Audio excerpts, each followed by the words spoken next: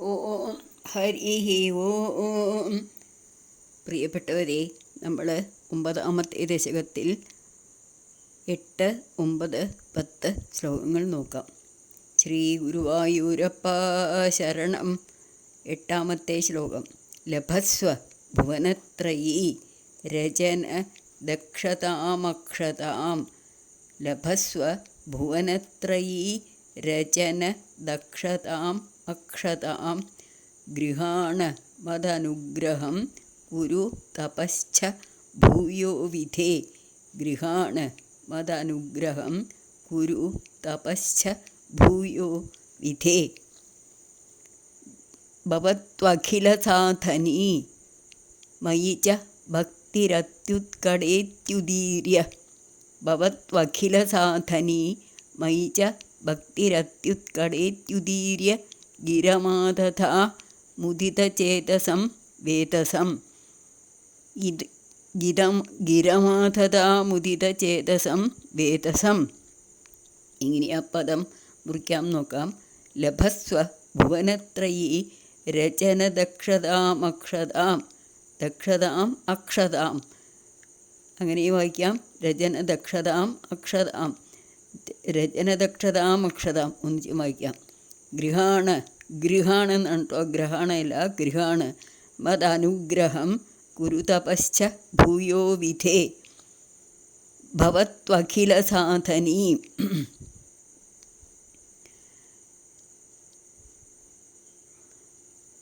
മയി ച ഭക്തി അത്യുത്കടേതി ഉദീര്യ. ഇങ്ങനെ വായിക്കണം.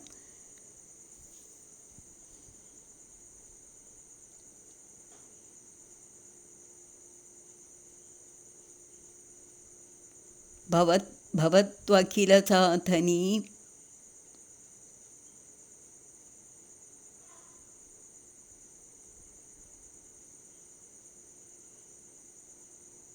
ഭവതി അഖില സാധനി.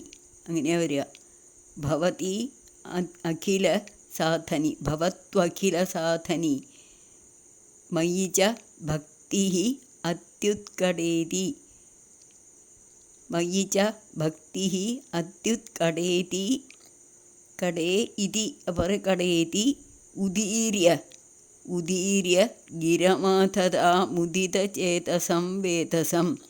മുദിതചേതസം തന്നെയാണ്, അവിടെ വ്യത്യാസമൊന്നുമില്ല. ഇനി ഇതിൻ്റെ അർത്ഥം നോക്കാം നമുക്ക്.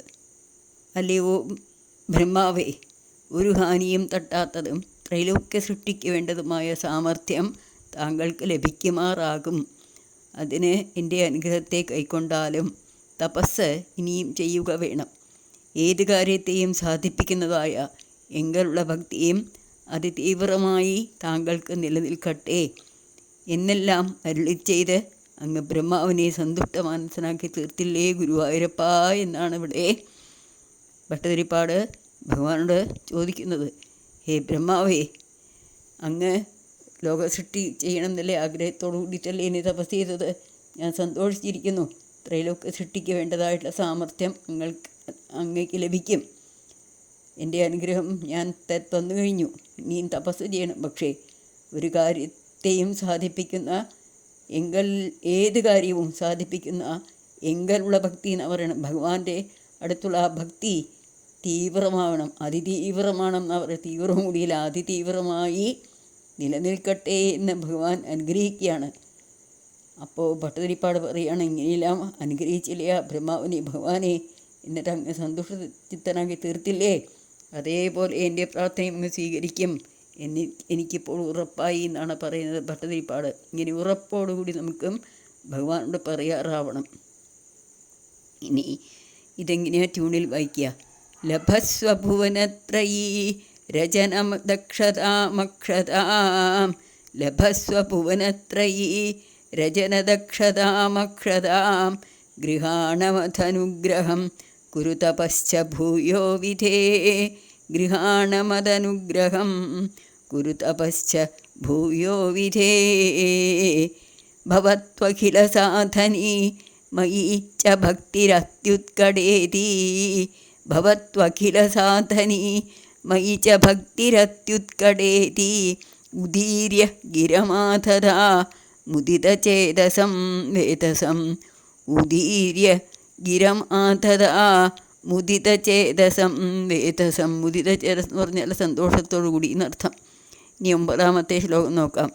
ശതം കൃത തപാസ്തതഃ സ ഖലു ദിവ്യ സംവത്സരാനവാപ്യ. ശതം കൃത തപാ തത സ ഖലു ദിവ്യ സംവത്സരാനവാപ്യ ച തപോബലം മതിബലം ച പൂർവാധികം. ച തപോബലം മതിബലം ച പൂർവാധികം ഉദീക്ഷ്യ കില കമ്പിതം പയസി പങ്കജം വായുനാ.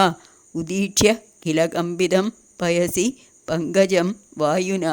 ഭവത് ബല വിജൃംഭിര ഭവത് ബല വിജൃംഭിര പവനപാതസീപീതവാൻ. ഭവത് ബല വിജൃംഭിര പവനപാതസീപീതവാൻ.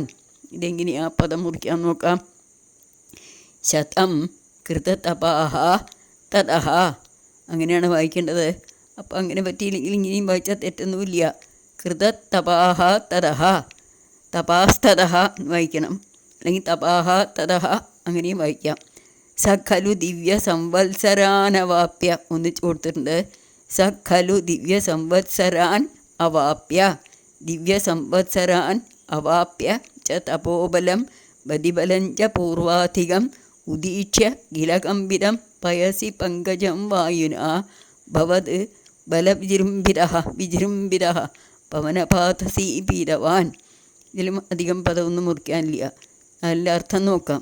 അനന്തരം ആ ബ്രഹ്മാവാകട്ടെ 100 ദിവ്യ സംവത്സരം മുഴുവൻ തപസ്സനുഷ്ഠിച്ചു. മുമ്പുണ്ടായിരുന്നതിനേക്കാൾ അധികമായ തപശക്തിയും മനഃശക്തിയും നേടുകയും ചെയ്തു. താമരപ്പൂവിനെ കാരണജലത്തിൽ കാറ്റിലിട്ട് ഉലയ്ക്കുന്നതായി കാണവേ അവിടെ നിന്നാകുന്ന ഒരു ബലത്താൽ പ്രഭാവമുറ്റവനായിട്ട് വായുവിനെയും വെള്ളത്തെയും പാനക്രിയയാൽ ഉൾക്കൊണ്ടു കളഞ്ഞു എന്ന് പറഞ്ഞാൽ വെള്ളവും വായുവും കുടിച്ചു എന്നർത്ഥം. ബ്രഹ്മാവ് ഭഗവാന്റെ നിർദ്ദേശപ്രകാരം 100 ദിവ്യ സംവത്സരം തപസ്സനുഷ്ഠിച്ചതോടുകൂടി ബലവും ബുദ്ധിശക്തിയും എല്ലാം പൂർവാധികം ഇരട്ടിച്ചു. മനസ്സും ഇളകാതെയായി മനഃശക്തിയൊക്കെ വർദ്ധിച്ചു. താമരപ്പൂവിനെ താമരപ്പൂവ് കാരണജലത്തിൽ കാറ്റിൽ ഉലയുകയാണ്. അപ്പം അത് കണ്ടപ്പോൾ ഭഗവാന്റെ ബലം കൊണ്ട് പ്രഭാവം ഉണ്ടായില്ലേ, ശക്തിയൊക്കെ നേടിയില്ലേ. ആ ബ്രഹ്മാവ് വായുവിനെയും വെള്ളത്തെയും കുടിച്ചു എന്നാണ് പറയുന്നത്.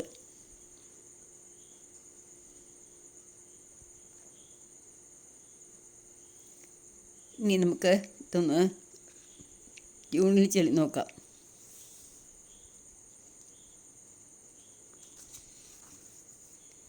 ശതം കൃതതപാഃ തതഃ സ ഖലു ദിവ്യ സംവത്സരാൻ. ശതം കൃതതപാസ്തതഃ സ ഖലു ദിവ്യ സംവത്സരാൻ അവാപ്യ ച തപോബലം മതിബലം ച പൂർവാധികം. അവാപ്യ ച തപോബലം മതിബലം ച പൂർവാധികം ഉദീക്ഷ്യ കില കമ്പിതം പയസി പങ്കജം വായുനാ. ഉദീക്ഷ്യ കില പങ്കജം പയസി പങ്കജം വായുനാ. ഭവത് ബലവിജൃംഭിരഃ പവനപാതസീപീതവാൻ.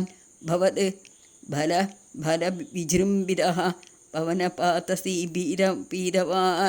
വിജൃംഭിര എന്ന് പറഞ്ഞാൽ പ്രഭാവം, അങ്ങേരത്തെ പ്രഭാവമുള്ളവനായി തീർന്നു എന്നാണ് അർത്ഥം. ഇനി അവസാനത്തെ ശ്ലോകം 10ാമത്തെ ശ്ലോകം. തവൈവ കൃപയാ പുനഃ സരസിജേന തേനൈവ സാ. തവൈവ കൃപയാ പുനഃ സരസിജേന തേനൈവ സാ പ്രകൽപ്യ ഭുവനത്രയീം പ്രവവൃതേ പ്രജാനിർമ്മിതൗ. പ്രകൽപ്യ ഭുവനത്രയീം പ്രവവൃതേ പ്രജാനിർമ്മിതൗ. തഥാവിധ കൃപാഭരോ ഗുരുമരുത്പുരാധീശ്വര. തഥാവിധ കൃപാഭരോ ഗുരുമരുത്പുരാധീശ്വര ത്വമാശു പരിമാഹി മാം ഗുരുതയോക്ഷിതൈഃ ഈക്ഷിതൈഃ. ത്വമാശു പരിപാഹി മാം ഗുരുതയോക്ഷിതൈരീക്ഷിതൈഃ. സർവത്ര ഗോവിന്ദനാമ സങ്കീർത്തനം. ഗോവിന്ദ ഗോവിന്ദ. ഇതെങ്ങനെയാ പദം മുറിക്കാൻ നോക്കാം.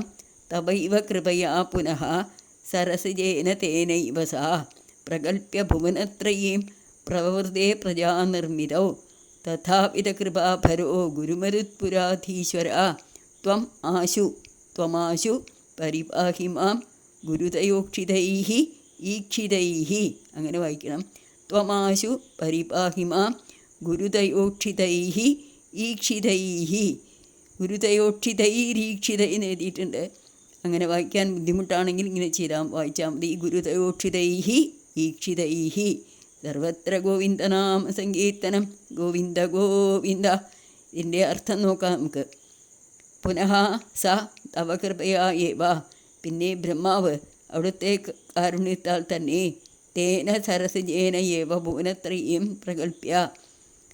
ആ നാഭികബലം കൊണ്ട് തന്നെ ത്രൈലോക്യത്തെ ഭക്തമായി നിർമ്മിച്ചു. ഈ 14 ലോകത്തെ 3 ലോകമായിട്ടാണ് ബ്രഹ്മാവ് നിർമ്മിച്ചത്. ഇങ്ങനെയാണ് പാതാളം, ഭൂമി, സ്വർഗം. അങ്ങനെ പ്രജാ നിർമ്മിതൗ പ്രവൃത്തേ.